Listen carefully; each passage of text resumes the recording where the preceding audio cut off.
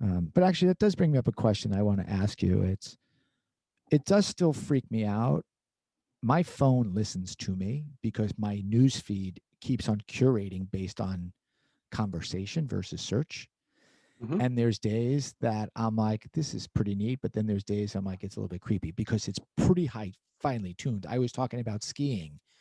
Next thing you know, I'm getting news feeds from Utah and Denver about skiing. I did not search skiing with my hands. I was just talking on the phone about skiing, talking with people about skiing. I have ski things in my feed, and I read them. And guess what happens with Google Feed?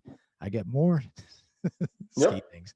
Where are absolutely. you on that? Like, you're more attuned to it because of your cybersecurity, DNA. What Yeah. are your thoughts?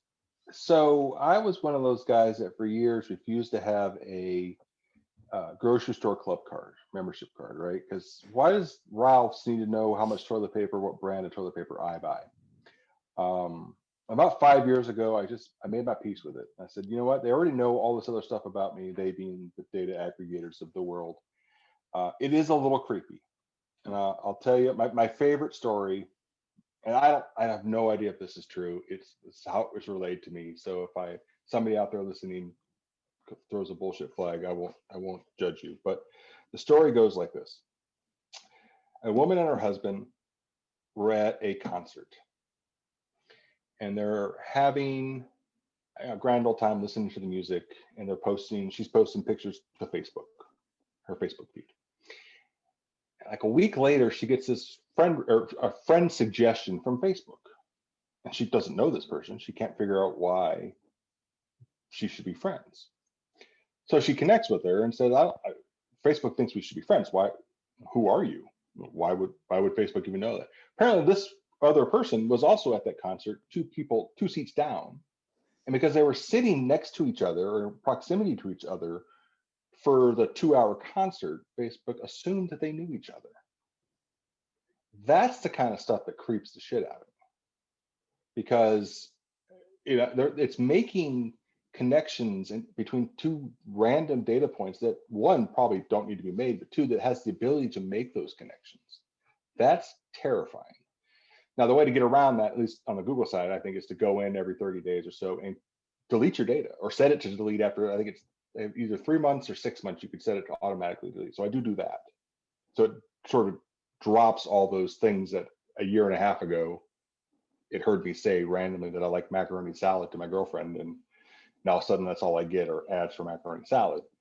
Uh, you got to take some precautions with it, but on the whole, it's not necessarily a bad thing to try and anticipate where it thinks my tastes are going to go, but it is a little creepy sometimes.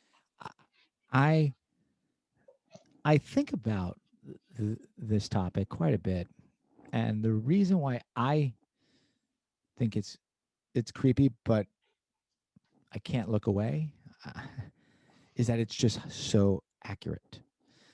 Like it's right more than it's wrong.